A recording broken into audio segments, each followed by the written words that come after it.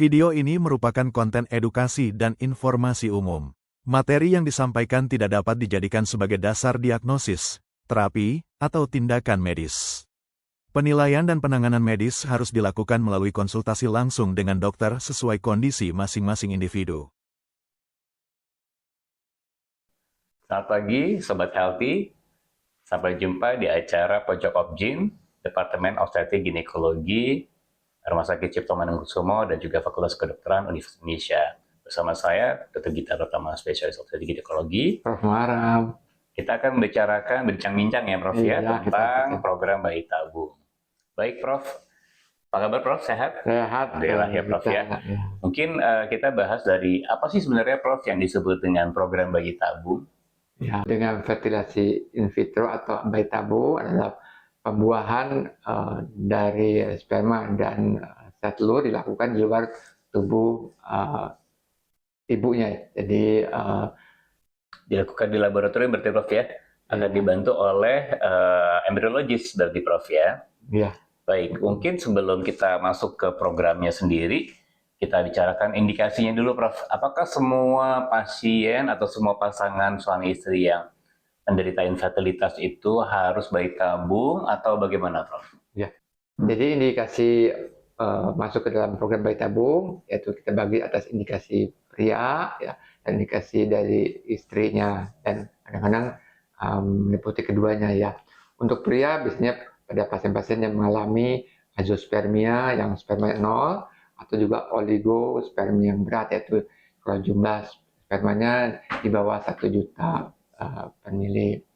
Nah, sedangkan untuk wanita biasanya ada gangguan dari ketua tubanya mampet, ya, ada endometriosis yang berat, atau tadi pasien-pasien yang sudah mengalami induksi ovulasi tapi tidak bisa dilakukan dengan konvensional, jadi mau nggak mau harus dilakukan bantuan dengan IVF ini. Tetapi beberapa penyakit atau kendala kadang-kadang juga tidak bisa dilakukan bayi tabung, seperti memang spermanya 0 secara alami, jadi memang dia tidak terbentuk spermanya, ya. Atau yang kedua tadi tidak punya rahim, ya, atau karena kita belum menganut adanya surrogate mother maupun donor oocyte maupun donor sel telur. Jadi kalau pasiennya tidak mempunyai sel telur sama sekali juga tidak bisa dilakukan. Berarti nggak semua pasien sebenarnya atau pasangan infertilitas itu harus menjalani bayi tabung, tapi ada indikasinya, Prof, ya? Iya. Terutama adalah faktor sperma atau faktor pria yang berat, gitu, Prof, ya? Dan juga faktor tuba, ya, terutama ya, faktor kalau tersumbat dua-duanya, ya nggak mungkin lagi dengan program yang lain, ya, Prof, ya? Iya. Jadi memang harus pasangan yang syah, ya, di situ. Betul. Kemudian juga tadi, karena di Indonesia tidak menganut adanya donor oocyte, donor sperma maupun peminjaman rahim. Oke, mungkin kita masuk nih, Prof, ke apa sih yang tahapan-tahapannya pada IVF atau bayi tabung itu, Prof? Dimulai misalnya pasien apakah harus datang pada hari tertentu dari siklus menstruasinya, bagaimana, Prof? Ya, jadi beberapa tahap ya, biasanya dari tim kita nih melakukan seleksi tadi, dia akan apakah memang jadi kader untuk IVF-nya, kemudian juga nanti kita rancang bagaimana program yang akan dilakukan. Jadi pada waktu seleksi, kemudian baru nanti masuk ke induksi ovulasi atau stimulasi ovarium, ya. Nah, nanti karena biasanya itu sekitar 10 harian, nanti habis itu mulainya hari keberapa, Prof? Biasanya hari kedua haid. Tapi sekarang cukup berkembang ke protokol-protokol tersebut sehingga bisa dilakukan kapan aja. Jadi kalau zaman dulu memang hari kedua haid, tapi sekarang karena adanya teknologi, adanya obat-obatan, jadi kapanpun bisa dimulai. Pada kondisi tertentu juga bisa kita mulai kapan saja, Prof, ya. Oke, Prof, kalau misalnya mulai dengan stimulus ovarium itu, kan kita biasanya memberikan obat-obatan nih, Prof, ya. Mungkin ada protokol-protokol yang bisa dilakukan, Prof?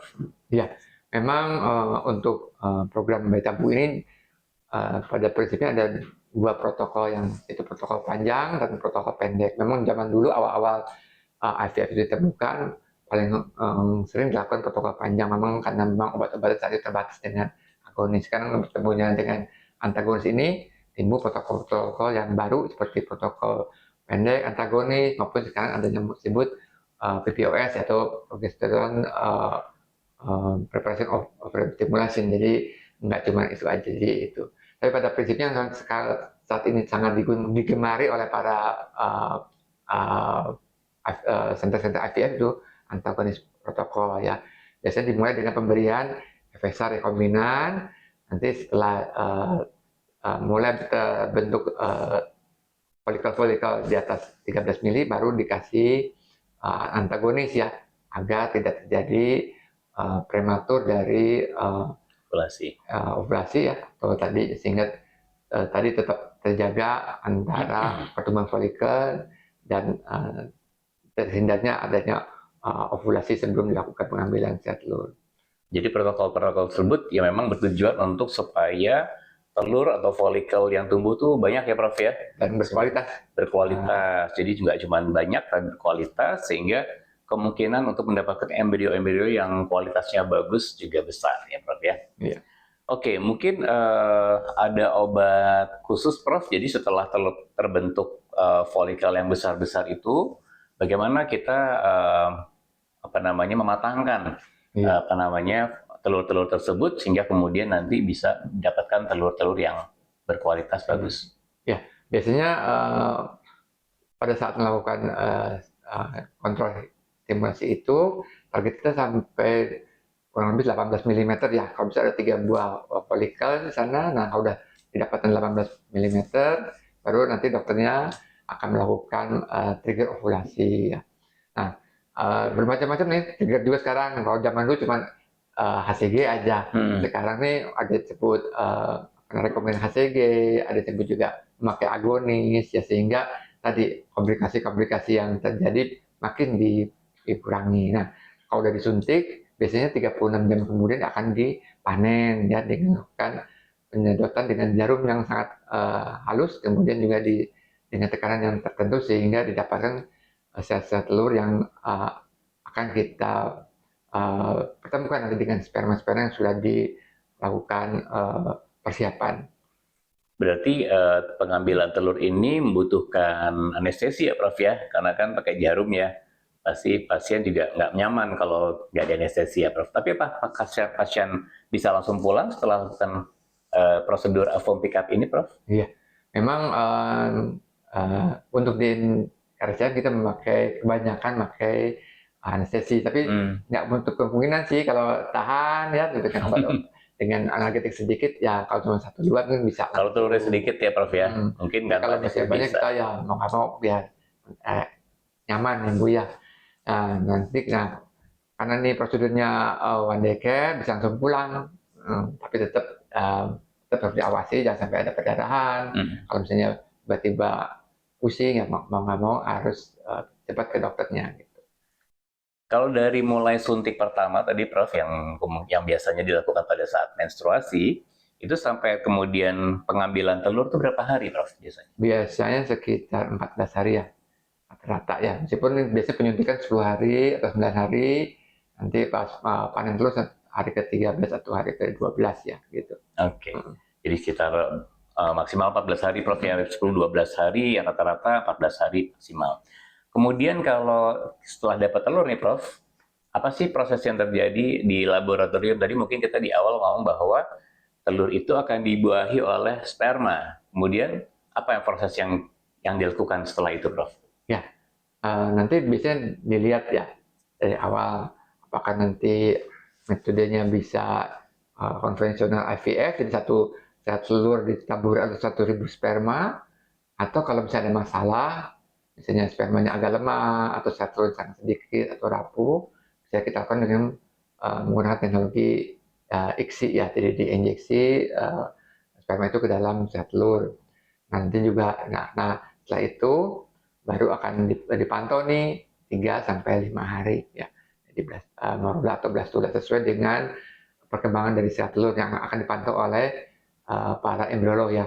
Dan sekarang pun sudah cukup mantap nih, di kita udah ada embrio time-lapse ya. Jadi kita bisa melihat setiap 5 menit perkembangan sel telur membelahnya diploid atau kadang-kadang suka terjadi gangguan ya.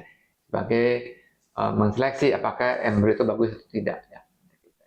Jadi di klinik Yasmin RSCM Kencana teknologinya sudah cukup bagus Prof ya untuk bayi tabung. Sudah ada time lapse incubator yang akan bisa mengobservasi perkembangan embrio itu real time 24 jam sehari. Jadi benar-benar kita bisa lihat perkembangannya secara detail. Dan akhirnya bisa mempermudah embriolog untuk memilih teman seleksi embrio mana yang kira-kira yang terbaik untuk dilakukan transfer pada pertama kalinya Prof ya. Oke, kita berarti bicara sudah dapat embrio nih Prof ya. Mungkin embrio day 3 atau yang kita sebut dengan embrio cleavage ya, atau embrio yang day 5 atau blastosis ya, yang tentunya lebih bagus nih yang blastosis ini.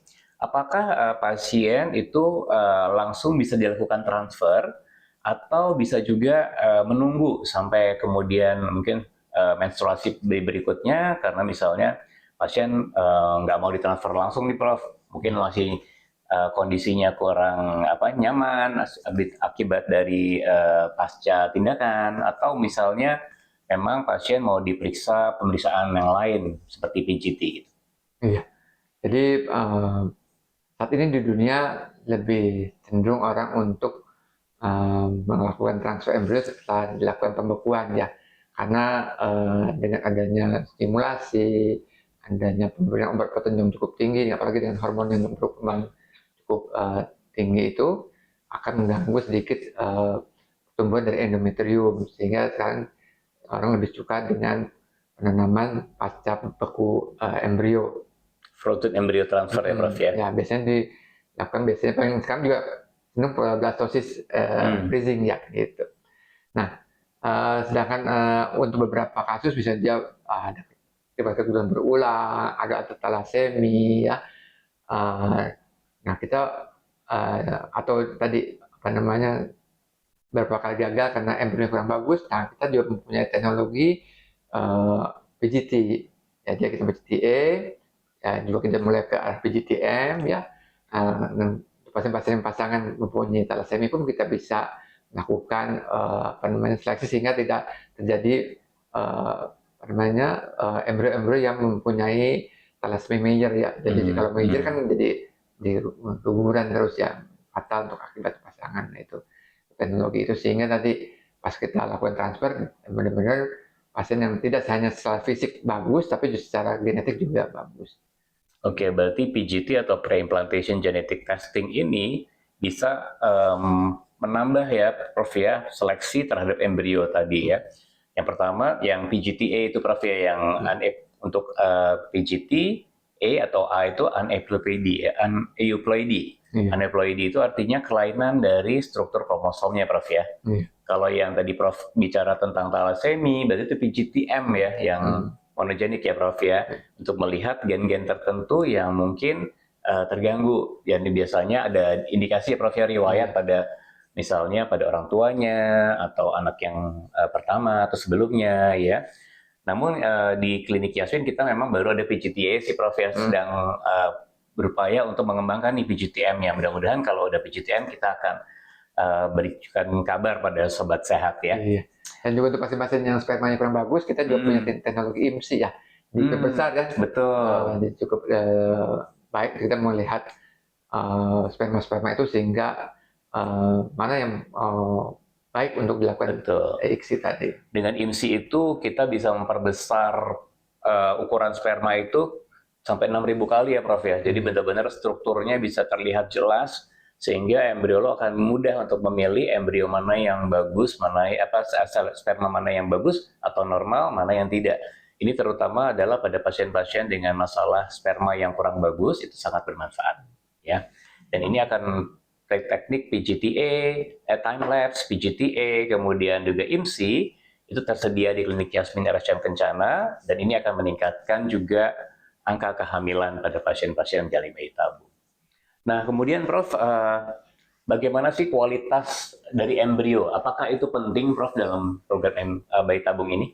Ya, ini sangat penting sekali ya, karena memang yang akan kita tanam biasanya paling excellent harus paling baik ya. Kemudian ada yang disebut good, ada yang disebut moderate. Tapi kalau yang poor memang tidak boleh ditransfer karena nanti akan jadi ya gagal gitu. Dan juga yang penting juga nanti pada saat kita melakukan transfer embrio, kita juga melakukan guiding USG ya, sehingga tidak cedera pada saat melakukan transfer embrio, karena memang begitu cedera, kontraksi si rahimnya itu akan mengganggu penempelan si embrio. Jadi kita harapkan waktu kita melakukan penanaman di rahim juga kita melakukan teknik-teknik khusus yang bisa mengurangi kontraksi ya, bagi pasien-pasien dengan adenomiosis, endometriosis yang kadang-kadang juga cukup tricky ya untuk melakukan transfer embrionya juga. Baik, sebenarnya kalau kita udah ngomong tentang keberhasilan nih Prof ya, jadi kalau keberhasilan program bayi tabung itu sebenarnya yang paling penting tuh faktor apa Prof? Apakah usia, apakah faktor dari cadangan ovarium, bagaimana Prof? Ya, dari semua indikator yang paling besar ya, gangguan adalah umur ya. Umur ya Prof ya. Itu nanti juga disebut cadangan sektor, AMH-nya, kemudian faktor-faktor lain seperti endometriosis, adenomiosis, dan juga masalah sperma ya. Kadang-kadang sperma yang sangat sedikit atau azoospermia yang harus kita ambil dari testikel, yaitu kadang-kadang kita harus lihat juga apakah memang bisa membuah atau tidak gitu. Tapi tenang aja, urologi kita juga sangat baik ya, untuk melakukan pengambilan sperma dari testikel maupun dari salon-salon spermanya, sehingga bisa menyediakan sperma yang cukup baik. Jangan takut. Ya, berarti usia ya Prof ya nomor 1. Jadi untuk pasangan dengan infertilitas yang ingin anak, jangan sampai terlambat ya, karena usia perempuan atau usia istri ini sangat berperan dalam keberhasilan bayi tabung. Jadi kalau bisa bayi tabung itu dilakukan sebelum usia 35 tahun, karena secara penelitian menunjukkan, statistik menunjukkan bahwa angka keberhasilan itu yang paling besar adalah pada usia perempuan di bawah 35 tahun yang menjalani bayi tabung. Dan kemudian tadi faktor untuk pria, untuk suami, kalau memang ada kelainan seperti jumlah sperma yang di bawah 10 juta, di bawah 5 juta, itu juga harus buru-buru ke dokter untuk dilakukan upaya untuk meningkatkan ya Prof ya. Apakah bisa dilakukan peningkatan sampai normal? Kalau enggak kan bayi tabung ini bisa sebagai jalan ya. Bahkan yang untuk tadi yang azoospermi yang 0 sekalipun, kita kerjasama dengan urolog ya Prof ya, dokter-dokter spesialis urologi di RSCM yang bisa nanti membantu untuk mencari sperma tersebut bahkan sampai ke testisnya ya Prof ya. Kemudian kira-kira Prof dalam tindakan program bayi tabung ini, kira-kira ada nggak sih Prof komplikasi-komplikasi yang bisa terjadi?